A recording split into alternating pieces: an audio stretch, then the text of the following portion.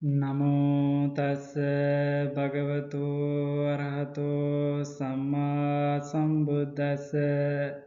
Namo tassa bhagavato arahato samma sambuddhassa. Namo tassa bhagavato arahato samma sambuddhassa. Dear friends in Dhamma, today I am going to talk about Arahant Bhikkhuni Uppalavanna.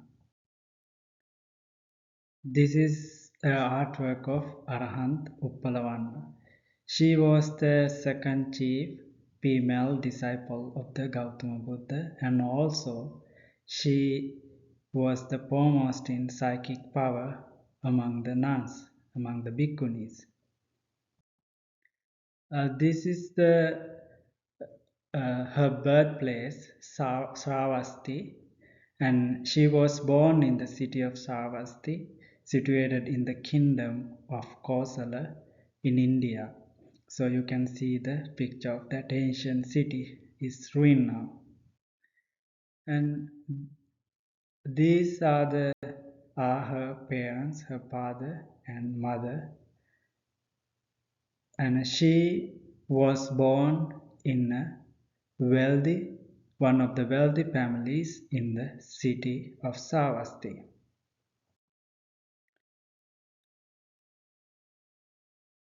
The name Uppalavanna means in Pali color of the blue water lily, and Uppala is meaning blue water lily, and Vanna is meaning of color.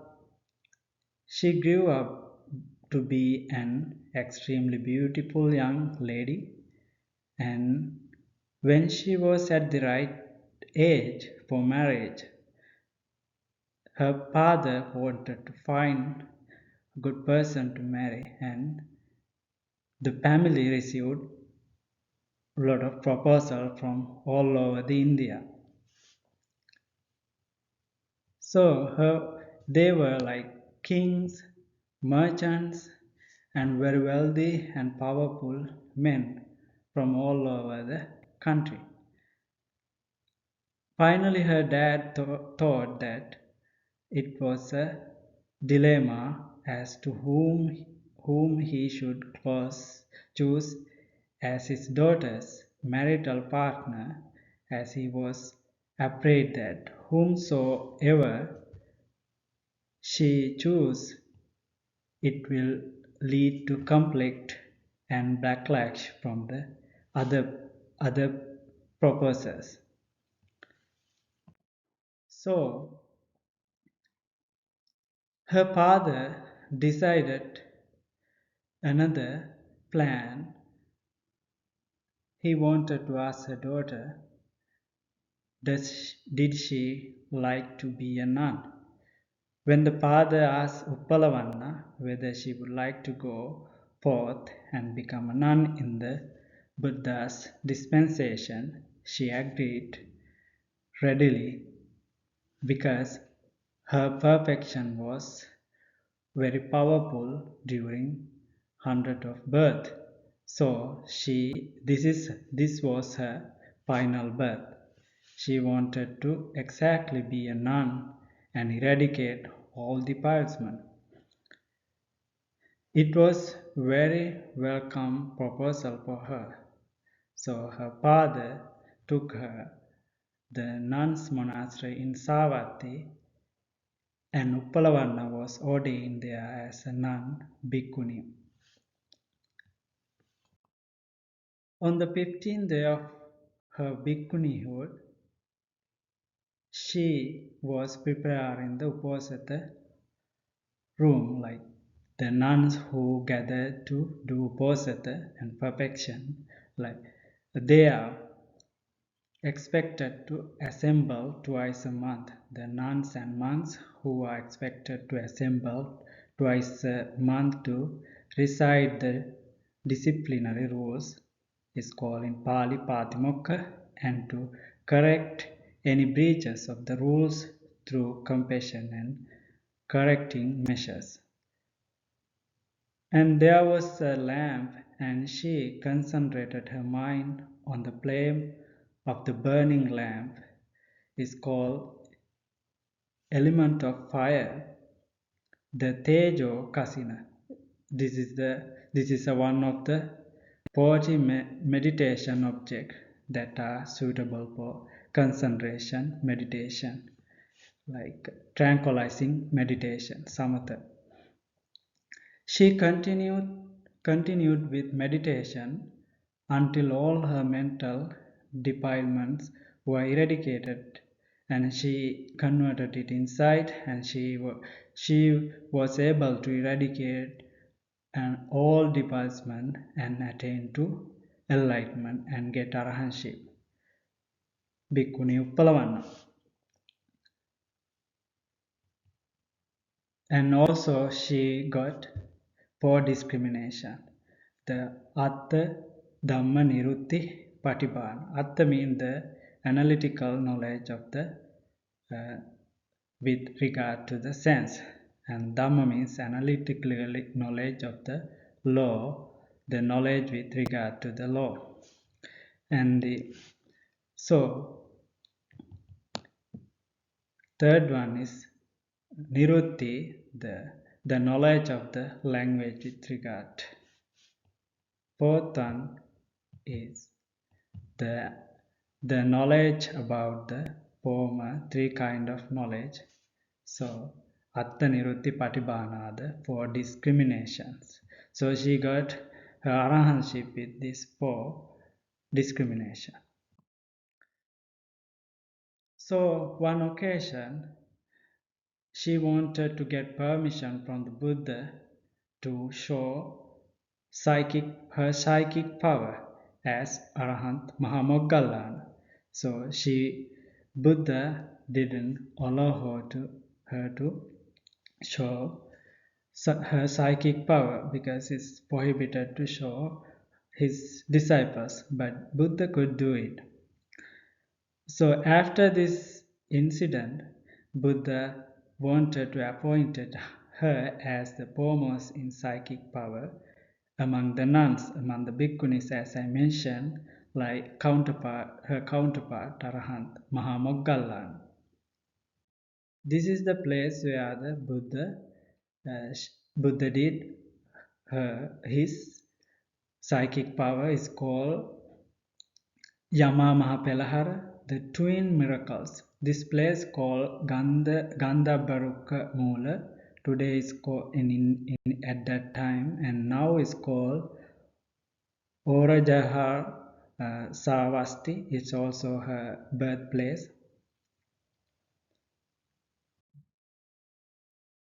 One occasion, she had to face one unfortunate incident of rape.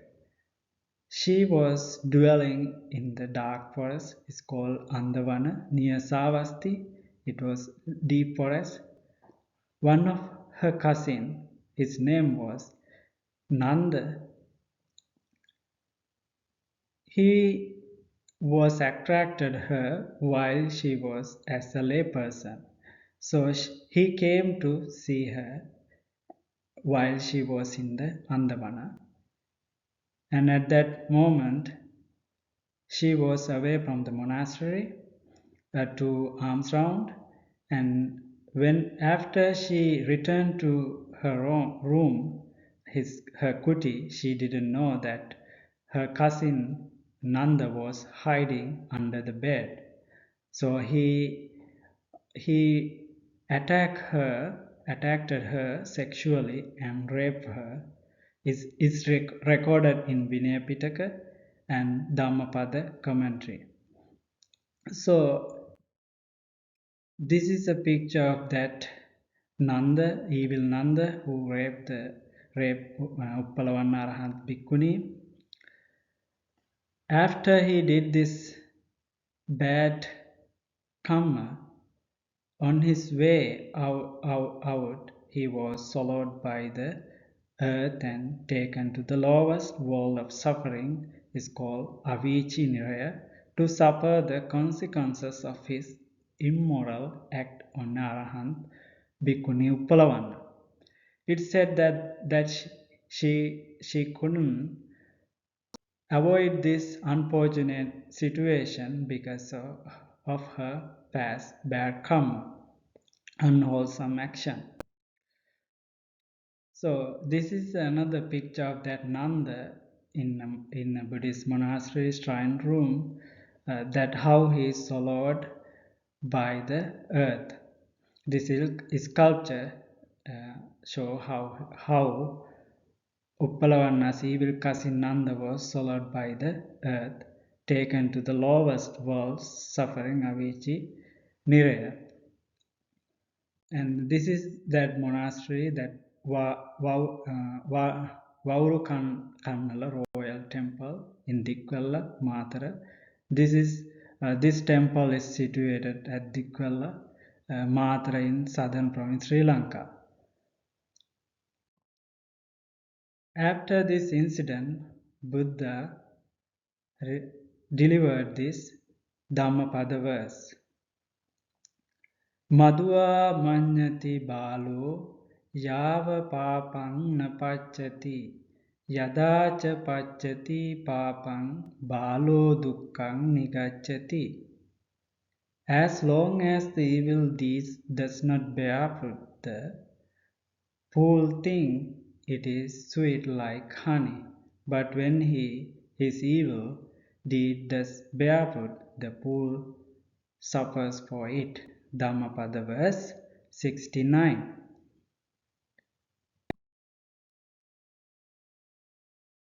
After this incident, the monastic had a discussion about the Arahant Uppalavanna being molested by the young Nanda, who's her cousin, who was swallowed up by the earth.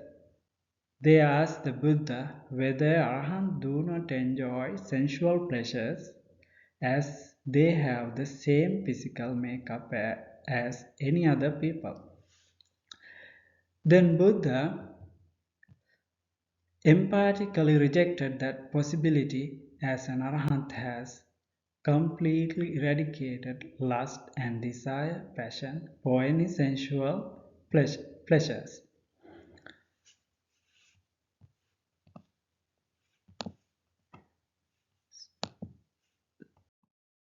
The Buddha then declared and recited the following verse in relation to Arahant Uppalavanna, in which the Buddha refers to an Arahant as Brahmin. And Vari Pokkara Patteva Aragiriva Sasapo Yona Lippati Kamesu Tamahang Brumi Brahmanam. Like water on a lotus leaf or mustard seed on needle point, whoso clings not to sensual things, that one I call a Brahmin true.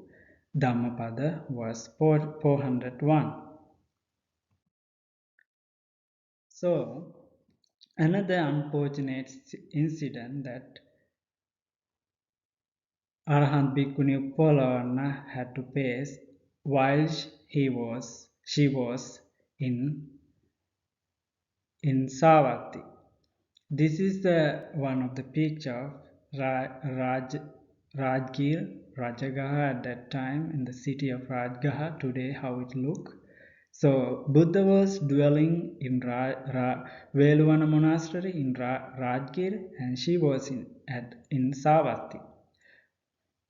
So one occasion, the thieves that Arahant Uppalavanna was meditating under a tree in the forest. So at that time, she received some meat from thieves. They wanted to get some merit, so they found some meat and they offered to Arahant Bhikkhuni Uppalavanna. She was in deep samadhi, but she didn't know that. She cooked it and came to Veluvanna monastery in Rajgir to offer the Buddha. At that moment, Buddha left for alms rounding. While Buddha and other monks away for alms rounding, Venerable Uday was the person who took care of the temple. So she came to the Velwana monastery at that time. That she heard that Buddha is not there from Venerable Uday. So Venerable Uday asked her inner robe for him, but then she replied, "As nuns, we receive four requests very hardly. Notice, like plenty of requests like monks. So I have this, so I cannot give it to you." However, the Venerable Uday took it took it away from Uppalavanna Bhikkhuni by forcefully. After this incident happened, and she went to her monastery without her inner robe, ANTARAVASAKA, called in Pali, and then other bhikkhunis, other nuns, asked, "What happened? Where is your inner robe?" Then finally Buddha received this incident from the other monks and nuns. Then Buddha make an assembly to inform about this, and then Buddha insulted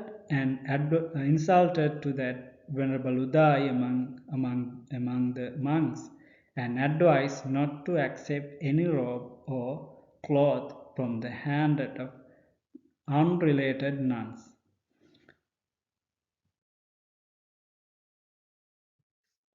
Another occasion, Arahant Bhikkhuni Uppalavanna was in Savatthi. Then in the morning, the Bhikkhuni Uppalavanna she took a dress up, and she took her bowl and sangati, and she stood at the foot of a sala tree in full of flowers. At that occasion, the Mara evil, who came to see Arahanteri Uppalavanna, and he wanted to disturb her great samadhi, but she recognized him later, and then that Mara evil person disappeared from that place. So this incident actually are in the Samyutta Nikaya, the connected discourses, Bhikkhuni Sanyukta, the fifth sutta, the 255 page Bhikkhu Bodhi's translation.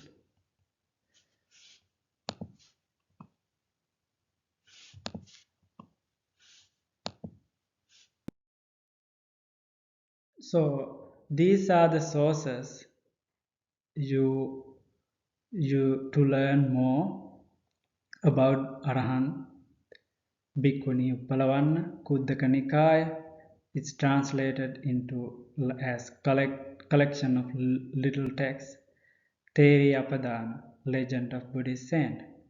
And the fourth part of Apadana is a collection of biographic stories of senior Buddhist nuns who lived at the time of the Buddha. And Vinaya Pitaka, Code of Ethics, Parajika Pali, Nisagya Khanda, and Sanyutta Nikaya, the connected discourses, Bhikkhuni Sanyutta, and Uppalavanna Sutta, page 255 by Bhikkhu Bodhi, Anguttara Nikaya, the numerical discourses of the Buddha, and Dhammapada verse 401 and 69.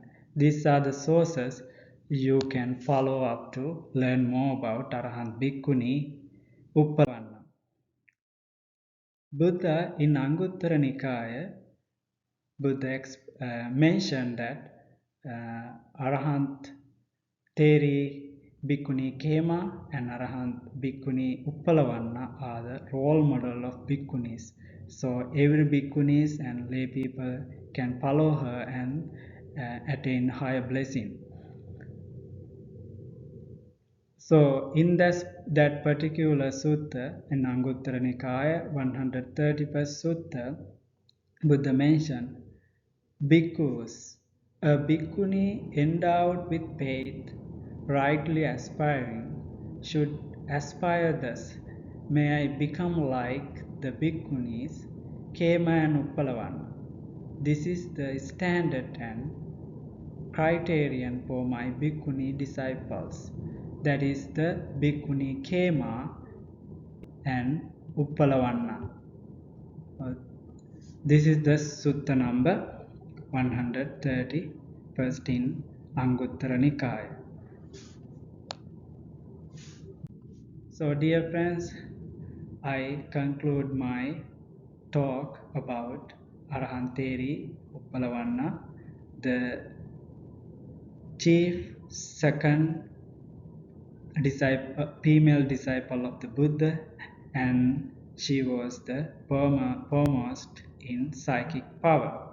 So I hope you learned something from my talk, and I conclude my talk with this and say, may all beings be well and happy. Sadhu, sadhu, sadhu.